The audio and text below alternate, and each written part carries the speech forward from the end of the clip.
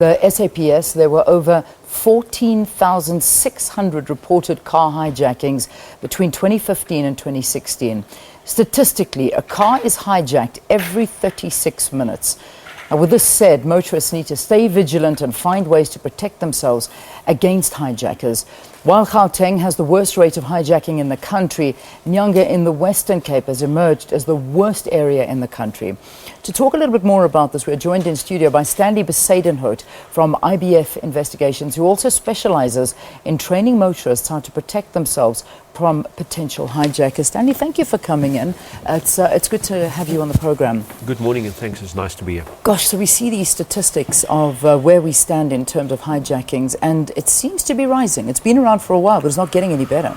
Yeah, regrettably, that's so very true. And unfortunately, we can look at this from any direction. The fact is the situation's worsening. Almost year on year, you see an increase in those statistics. And we find that the violence is also escalating. There was a time when hijackings was about cars being taken. Yeah. Now we start hearing more and more reports of people getting shot. There was a time when all hijackings involved handguns. Now we're seeing assault rifles. So there is an evolution, and it's becoming a semi-militaristic approach by now. So it is definitely a problem. Yeah, it really is. But the reality is that we need to prevent ourselves. We know we need to look after ourselves and prevent this from happening in the future. So what are the kind of things that you can advise us on?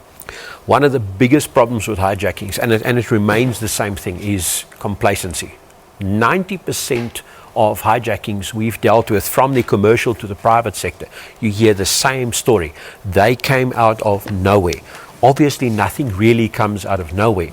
We see on social media every day, there are these YouTube videos going around where they show hijackings, and almost every single time you see the people happily pulling up at home, going towards their gate or their driveway, stopping, and they go about their business. A car pulls up behind them, hijackers jump out and they hijack.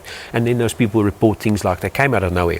One of the biggest issues with trying to prevent hijacking is awareness and vigilance. And it sounds like such a generic thing, but how?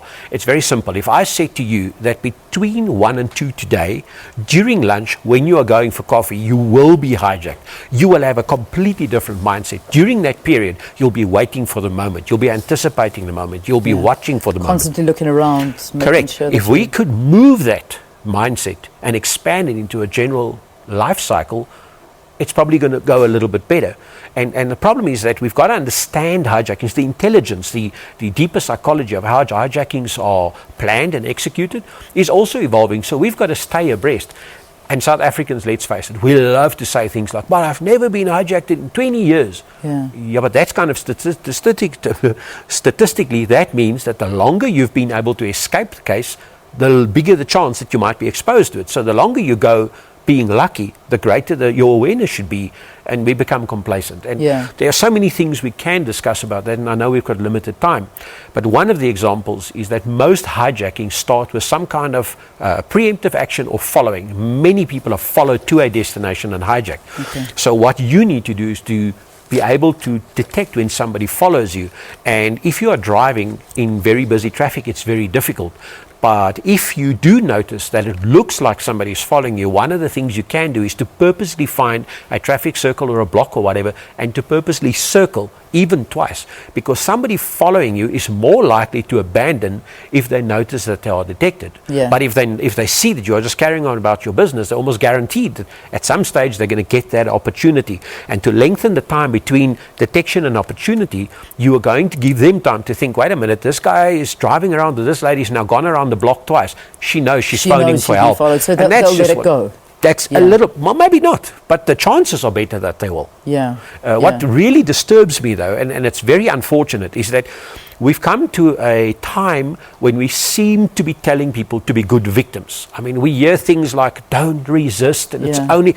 I fully agree that we can't resist. We can't jump up and assault people with assault rifles, with no firearms or nothing. But the fact is that while we are teaching people to be good victims, that same message is going out to the criminal, hearing, but everybody's told just to give it. And they've become skewed. We've had cases where, for instance, with house robberies, they say straight to the people, we're not going to hurt anybody. We don't, are you okay? Sit down. We just want the stuff. Even our truck drivers, in a recent hijacking, they gave the guy $20 for a taxi so he could get back to the office. So they are guaranteed that we are good victims. I shouldn't be laughing. I shouldn't. But and I know why you are. like well-mannered hijackers. We find it so often. Just, you know, these things, this is, you know, I'm talking to you and inside as a normal individual, not as a highly stressed South African. I'm getting upset by what you're saying because, you know, I want to get in my car and I want to ask my kids, how was their day? How are you? Is everything okay? Instead of looking around, being like, I'm being followed, I'm being chased, and being completely paranoid, which is unfortunately what you're saying. It's almost as if we need to get into our cars and be paranoid every time we get behind the wheel. Disturbingly, yes. I mean, I take my life is different because I live in this world, I work in this world, I have a background in military intelligence, policing, etc. So this comes naturally to me. Yeah, this is what you know. It doesn't feel like paranoia or stress. I mean, even Jackie, my wife, we'd be driving and she'll be the one to say, I've noticed the car turned the same way as us 3 times. Maybe we should just check it out. So we kind of preempt. And that's disturbing that we have to be like that. You have to think that way. But at the end of the day, ask anybody who has been hijacked, who's gone through the trauma, who's perhaps been injured in the event. Ask them, if you'd known what you know now, would you have acted differently coming in? And they all have this 20/20 hindsight answer of, oh yes, I wouldn't have done this and I wouldn't have done that. It's cheaper financially and emotionally to invest early in the prospect of risk mitigation, to plan your life around that, to make it a game or a normality for you so that the stress doesn't come with it. If I told you during that 1 hour, that lunchtime scenario, to be vigilant, you'd come back tired. Because it's a change from the norm, right? It's exhausting. But if you've done it long enough and often enough, then eventually it becomes a lifestyle. And that's what we try to do. And this is the thing. And it's amazing when you speak to people that have left the country and then they come back and then they realize that stress that we're living under. And that for me is a big problem. But what you're saying is making sense. I'm just responding as an angry South African that I have to feel this way. Yeah. If we have to look at and break it down when we are most vulnerable, obviously we're vulnerable all the time. Are there certain times we should be more vigilant? Definitely. Moments in the car? Talk to me about that. Well, as we know from a recent incident where the security guard was involved in a shooting, a lady was hijacked in a car park at a shopping mall. So there's no guarantee and there's no predictability because criminals can change their evolutionary cycles as crime trends change. Yeah. But essentially, more hijackings with private people happen in the evening when they arrive home. It's when they're tired. It's when you see, we get goal fixated. We get close to home. We start staring at our gate. We start going for the gate. We start pushing the gate early, driving up to get driving in. My goal is to get home out of my car and forget about today. At that moment, we are most vulnerable. And there's a beautiful addition to this. Well, beautiful is a very scary term to use, but the fact is, as a criminal, you know that during that time, traffic is busy. Police are slow to respond. It's more difficult for them to get through traffic. You are more likely to blend in. Sunday afternoon, 2 o'clock, it's kind of quiet. Everybody's sitting around waiting for crime, as it were, from an enforcement perspective. But during those peak hour times, during those busy times, sun is setting, we all know, any single person that's ever worked in EMS, and probably every criminal knows, there are shift changes within the police services, etc. Exploit those shift changes. That's when they start winding down, fetching other members, coming back to the station. That's the death hour. That's the hour during which it's going to work best for the criminal. What time is this around about? Well, from your 6 o'clock to 8 o'clock is probably your time when we know that most police vehicles return to the station. Yeah. Your shift changes are typically around the 7 o'clock mark. The vulnerable Even time. Your ambulances do that. If we had scattered shift changes, perhaps it would be more difficult to exploit those weaknesses in the defensive mechanism. Yeah. But also then the detectability, because they take your car, your phone, etc. Now it takes you 15 to 20 minutes to alert somebody. And a good example is people, we see it all the time. Reports come through, hijacking here and here.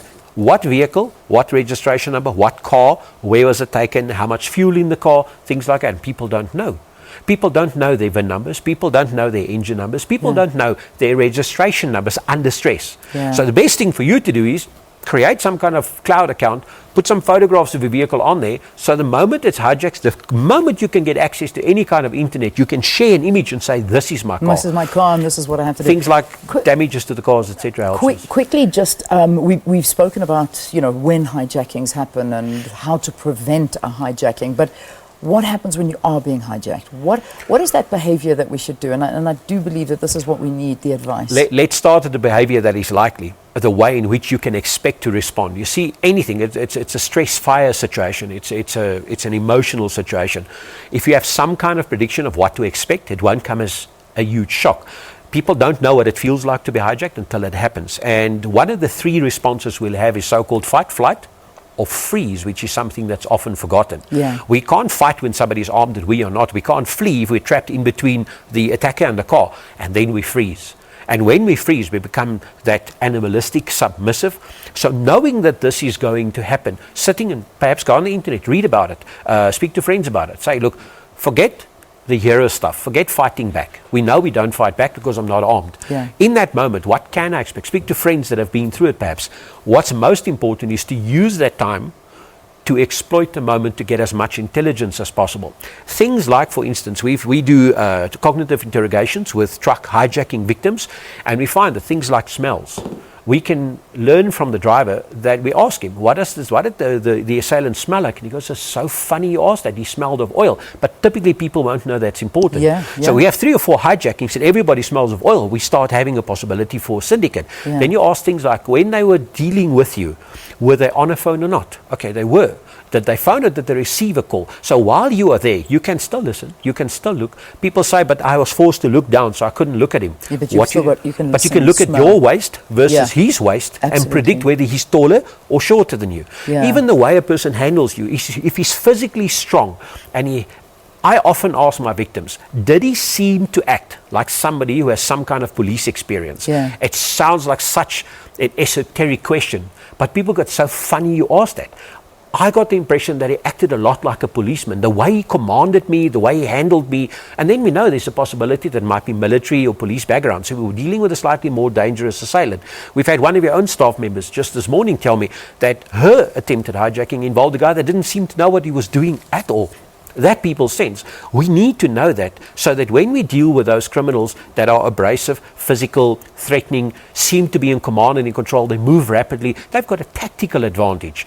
But you've got the time advantage. The only thing you can do is to take in as much as you can. Yeah. And afterwards, the way in which we interrogate, this is the police investigator's job. You can't just say what happened because people don't understand what forms part of the intelligence. So they'll say, wow, I was there and suddenly he appeared and he had a gun and I gave him a car. Until you ask, was he alone? Were there many people?